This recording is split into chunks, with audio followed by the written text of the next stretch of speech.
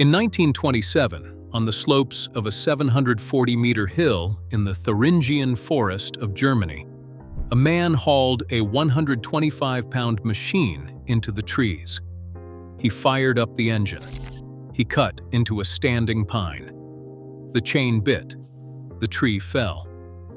It was the first time in human history that a portable gasoline chainsaw had felled a tree in the open forest. The man's name was Emil Lerp. He had just beaten Andreas Stihl by 1 full year. Today, almost no one knows his name. Stihl is the world's top-selling chainsaw brand and has been for more than 50 years. Dolmar, the company Lerp founded, no longer exists. The name was retired in 2015. The German factory shut down in 2022. The man who got there first was erased from the story by the man who got there second. This is how that happened. The two salesmen. Emil Lerp was born on January 1, 1886, in the small town of Goldbach in Saxe-Coburg and Gotha. He grew up holidaying near a hill called Dolmar in the Thuringian Forest, the same forest where his most famous test would later take place. Andreas Stihl was born 10 years later, in 1896, in Zurich, Switzerland. The two men had no childhood connection. They had no family ties. They came from different countries, different generations, different backgrounds. They were brought together by a single employer. In the early 1920s, both men worked as traveling salesmen for a German company called Ernst Ring and Company. Ernst Ring sold a primitive gasoline-powered chainsaw under the brand name Ringco. The Ringco was crude. It was heavy. It barely worked in the field. But it was, at the time, one of the few mechanical chainsaws being sold in Europe. The job of selling these machines fell to a small team of traveling representatives, and two of those representatives were Emil Lerp and Andreas Stihl. They knew each other. They worked the same territories. They sold the same product. They saw the same problems firsthand. They watched loggers struggle with machines that were too heavy, too unreliable, too dependent on conditions the forest never provided. Both men reached the same conclusion. The product they were selling was not good enough. Both men decided to build something better. In 1925, Andreas Stihl left to open his own engineering office in Stuttgart. In 1926, Emil Lerp left to start his own workshop in Hamburg. Two former colleagues, two competing companies. The race began. Stihl moves first. Lerp moves further. Andreas Stihl filed his first chainsaw patent in 1926. It was a two-man electric saw weighing 141 pounds. It was the first electric chainsaw ever built. But it had one fundamental limitation. It needed a power cable. It needed a connection to an electrical grid. That meant it could not leave the mill yard. It could not enter the forest. It could not do the actual job loggers needed it to do. Stihl knew this. He immediately began designing a gasoline-powered version. It would take him 3 more years. While Stihl was developing his electric saw, Emil Lerp was solving a different problem. Lerp did not start with electricity. He started with petrol from the beginning. He had spent his years at Ringco watching the failures of underpowered, unreliable gasoline engines. He believed the solution was not to abandon gasoline. The solution was to build a better gasoline saw. In 1927, Lerp completed his first prototype. It was called the Type A. It produced 8 horsepower. It weighed 125 pounds. It required 2 operators. By every measure of weight and power, it was crude. But it had one thing that Stihl's first chainsaw did not have. It had no cable. It could go anywhere a man could carry it. The test on Mount Dolmar. Lerp needed to prove the machine worked, not in a workshop, not at a trade fair, in the forest, where loggers actually used saws. He chose a hill called Dolmar in the Thuringian Forest, near the town of Oberhof. The hill rose 740 meters above the surrounding land. It was covered in dense pine.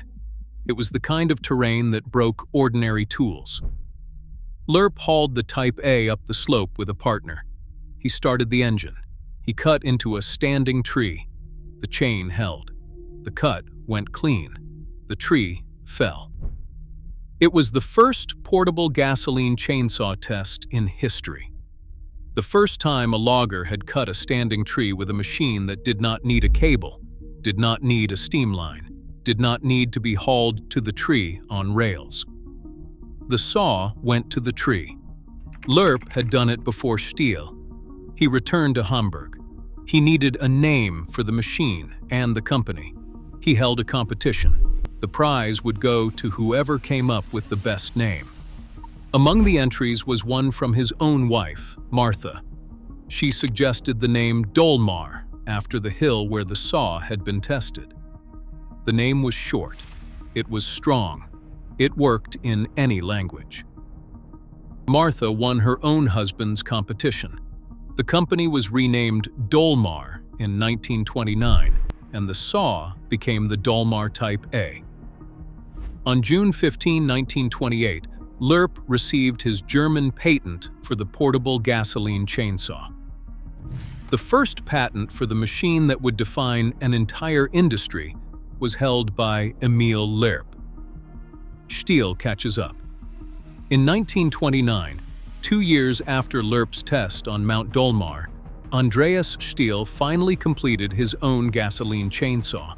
He called it the Type A as well, the same name Lerp was already using. Stihl's saw weighed 101 pounds. It produced 6 horsepower. It still required 2 operators. Compared to Lerp's machine, it was lighter. Compared to Lerp's machine, it was less powerful. The 2 saws were peers. Neither was fundamentally better than the other. But Stihl had something Lerp did not have.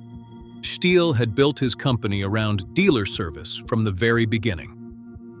From the first year of operation, every Stihl sale included training. Every customer was taught how to operate, maintain, and repair the saw. Stihl trained specialists in each foreign country before selling there. As one of his earliest salesmen wrote, "It won't do to sell saws to people without teaching, assisting, and offering good service to users later." Lerp did not build that infrastructure. He focused on the machine. He focused on the engineering. He sold his saws through more conventional industrial channels. The product was excellent. The product was, in many ways, more advanced than Stihl's. But the support behind the product was not the same. The 1930s widened the gap. Stihl was the first European chainsaw company to export to the United States and the Soviet Union in 1931. Stihl traveled personally to demonstrate his saws. Stihl pushed innovation after innovation. Automatic chain lubrication in 1934. The centrifugal clutch in 1934. A constant stream of patents. By 1939, Stihl employed 250 people. Dolmar, in the same period, was a smaller, quieter company. Excellent saws, less aggressive growth. Both companies survived the Second World War. Both companies were damaged by it. Andreas Stihl was interred by the Allies for 3 years after 1945 due to Nazi Party and SS membership.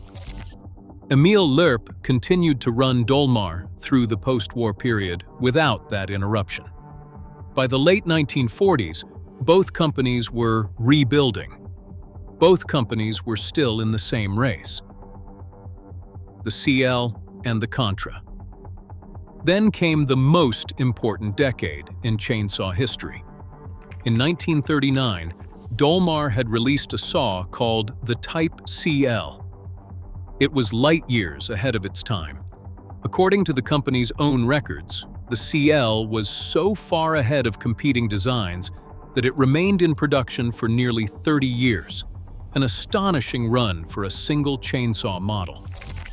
In 1952, Dolmar released the world's first one-man gasoline chainsaw, the CP.